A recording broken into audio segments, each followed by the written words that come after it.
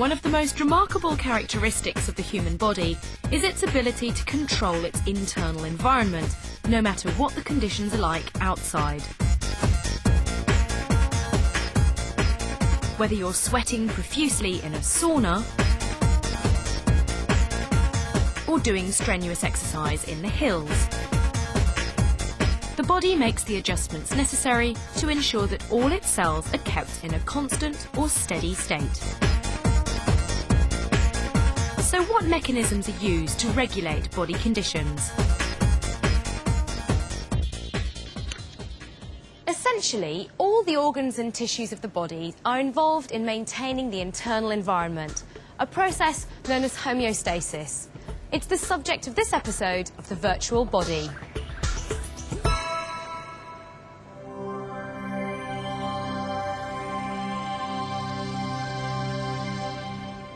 Planet Earth is unique in our solar system. It regulates itself to keep any changes within a narrow margin. By doing this, it maintains what's known as a steady state, its own form of homeostasis. Here in this greenhouse, it's important for the development of these plants that their environment remains more or less constant. Too hot or too cold and the plants die, and that's bad for business. The temperature of the greenhouse is regulated with sensors and thermostats. If the greenhouse gets too cold, the thermostat senses this, activates the heating and closes the ventilation. When the temperature gets too hot, the heating is switched off and the ventilation opens. A similar set of controls work with light intensity. When it's too sunny, the shades are brought across. When the sun goes in, the shades are removed. These light and temperature regulations are examples of negative feedback.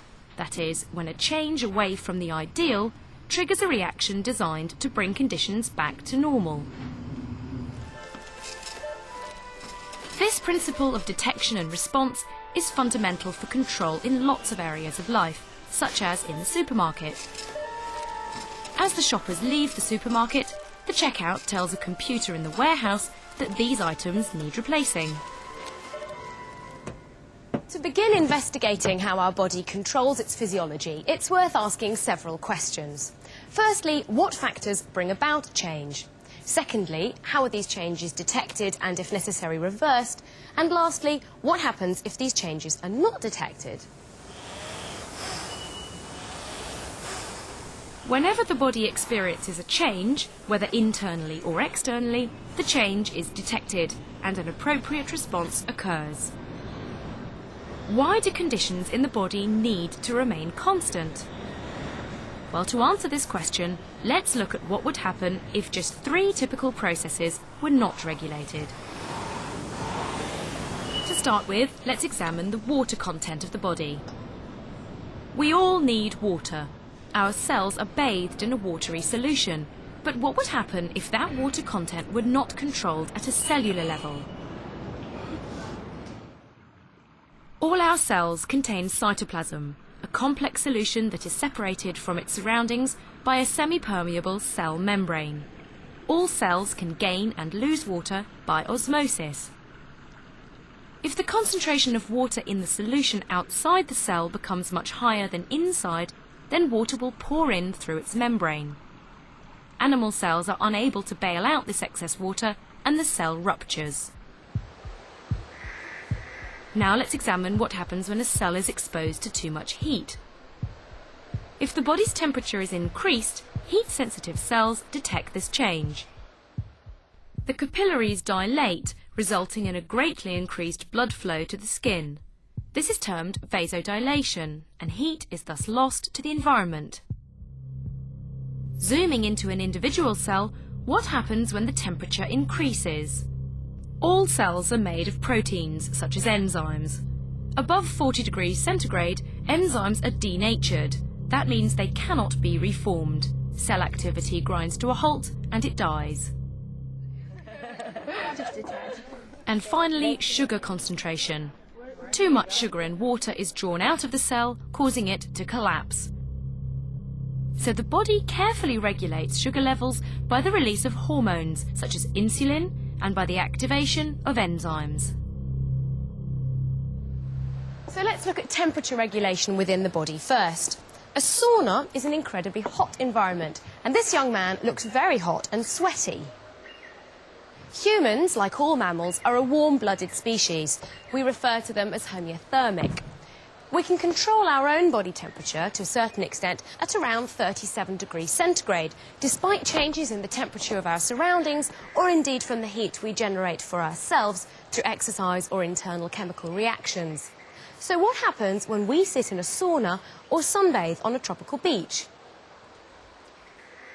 Our ability to thermoregulate, to regulate temperature that is, happens both through our own voluntary actions and through the automatic mechanisms of the body.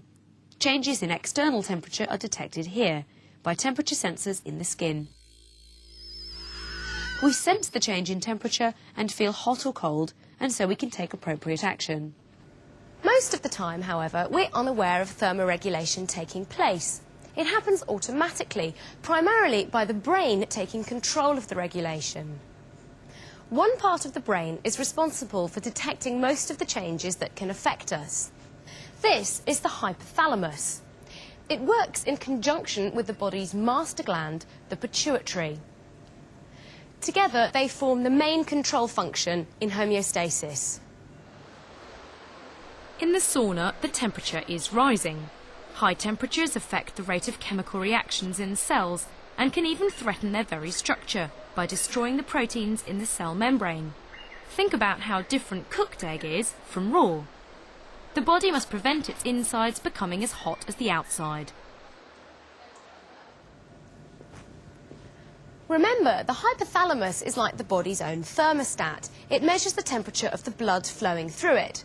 If the temperature goes up, the hypothalamus initiates a corrective response, sweating. The sweat glands work overtime, producing lots of sweat, which evaporates, cooling the skin, together with the blood flowing through it. Some responses to temperature change are clearly visible to the eye. If our man from the sauna now takes an extremely cold shower, he shivers.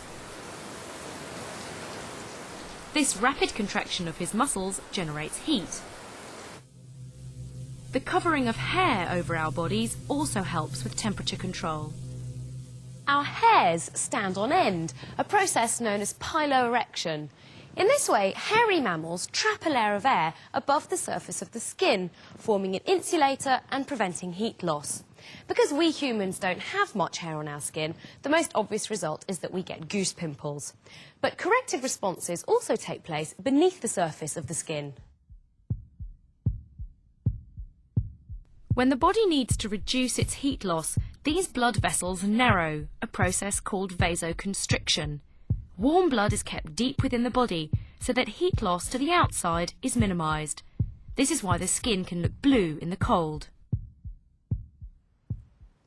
However, there is a limit to how much heat variation our body can control. Let's put it to the test under some severe weather conditions. A wild, wet and extremely cold day in the hills. We've had reports of 2 people huddled together on the gliders. Set off yesterday to walk over the gliders and I think down the Grivet. We get the vehicle packed and get down there. But I would suspect with the weather last night and the rain and everything, cold, wet, nothing rather fed up. These extreme weather conditions can be very dangerous for people who go out to enjoy the countryside without proper knowledge and equipment. Also backed up by a phone call from a husband who says that they were supposed to camp somewhere down in Capel last night and be home sometime today and didn't make a sort of early morning phone call to say that everything was hunky-dory.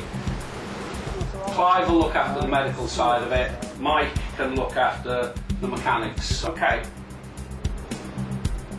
Hiya, hiya. Marion, we're going to look after Anna. I want you to come with us now. Okay? Yeah, if you're not breathing as fast as I would want, you can have the oxygen. Just have a listen at her heart. Her pulses are absent at the periphery. Capillary refill's delayed. Hello, Anna. Can you hear me? I get a little bit of a response to voice. Respiratory rate's only 8, heart rate's only 50. If the core temperature of the body falls below 35 degrees centigrade, much of the body's chemical activity slows down and hypothermia may begin. By the time the core temperature has fallen to 29 degrees centigrade, the ability of the hypothalamus to regulate temperature is completely lost. The body will start to cool until eventually it would match the external temperature. The mountain rescue team was successful in saving the hill walkers this time, but if the body's core temperature drops to 25 degrees centigrade or below, death is likely to occur. Well, with our mother and daughter safely down from the mountain, let's now take a look at another physiological state controlled by homeostasis, the concentration of sugar in the blood. Blood glucose is important for the correct function of body cells. It's required for cell respiration. There's a narrow range between 80 and 90 milligrams per 100 cubic centimetres of blood glucose that's ideal for the body. When we eat a lot of certain foods, like simple carbohydrates, then blood glucose rises. Negative feedback sets in, and blood glucose is returned to normal within about 2 hours. The reverse occurs if the blood glucose level falls too low. So how does the body regulate blood glucose in this way? This is the pancreas. It has receptors that detect the rise in blood glucose. The pancreas then releases insulin into the blood. Insulin is a hormone which is released in response to rising blood sugar levels. It travels in the bloodstream to all tissues, particularly the liver and muscles, where it sets about removing the sugar from the blood. It does this in 2 ways, by converting glucose to glycogen in the liver and by promoting the uptake of glucose by muscles for cell respiration. As a result, glucose leaves the bloodstream and the blood glucose level falls. What happens if the blood glucose levels fall too far? Well, the pancreas receptors detect the fall in blood glucose and another hormone is released called glucagon. Its job is to increase the amount of glucose in the blood. It activates enzymes inside the tissues, especially the liver and muscles, which then convert the glycogen back to glucose. The glucose passes out of the tissue and into the bloodstream. Alcohol has a big effect on homeostasis. It interferes with both temperature control and water regulation. When you drink, the alcohol level in the blood increases. It begins to interfere with brain activity and the mechanisms that control your water and temperature regulation. And you become easily dehydrated and don't respond properly to heat and cold. The maintenance of water content is the last homeostatic mechanism we're going to examine. The regulation of water content takes place in the kidneys and is under the control of a hormone called ADH, antidiuretic hormone. Like most homeostatic mechanisms, the maintenance of water balance involves negative feedback. What happens when the body is short of water? The concentration of salts in the blood becomes high. This high concentration is detected by special cells called osmoreceptor cells, found in the hypothalamus. The hypothalamus responds in 2 ways. Firstly, it stimulates the thirst centres in the brain. And secondly, it stimulates the pituitary gland to secrete antidiuretic hormone, ADH, into the blood, where it's carried to the kidneys. It's the kidneys' job to filter the blood and regulate its water content. Our urinary system is contained in our abdomen. But how is urine produced? Well, urine is a watery fluid that's produced in the kidneys. It's our body's way of removing soluble toxins that have accumulated from our chemical processes. The body needs to remove them because if they were allowed to build up, they would poison the tissues. The urine trickles down the ureters or tubes connecting the kidneys to the bladder. As more urine collects, the bladder expands, and at a certain point it's automatically emptied. Luckily, we can learn to override the automatic emptying process. We empty the bladder by the process of urination. Let's now look at how our urinary system works. The urine is produced in the kidneys, and the major waste product in urine is urea. But what is urea and where is it made? Well, urea is formed here in the liver from the breakdown of proteins not required by the body. Urea contains nitrogen and is poisonous. It must therefore be removed from the body. The urea is transported in the blood to the kidneys.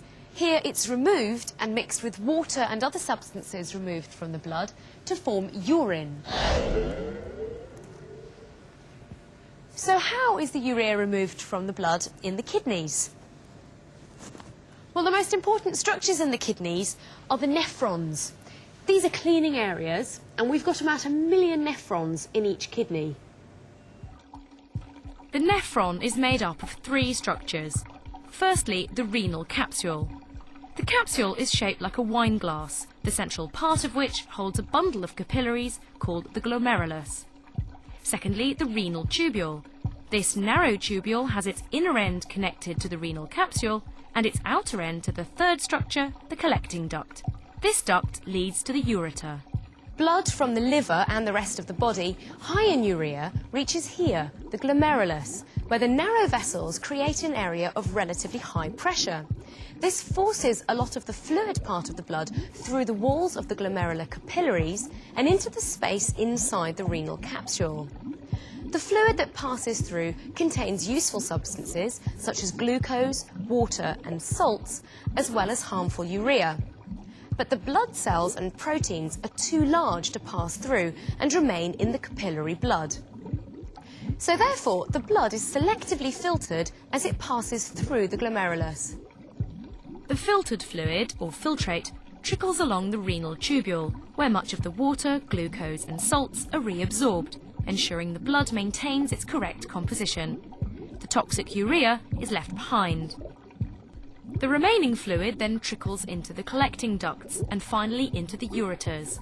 Now called urine, it passes down the ureters and drips into the bladder. Homeostasis is a necessary process because although our cells are very efficient, they're also very demanding. In order to function properly, cells require tissue fluids, nutrients and oxygen to be delivered and waste products to be removed. The concentration, temperature and pH of the fluid around the cells also needs to be kept within safe limits. The steady state of homeostasis is actually a little misleading. Conditions are not always constant, but they are maintained within a narrow margin.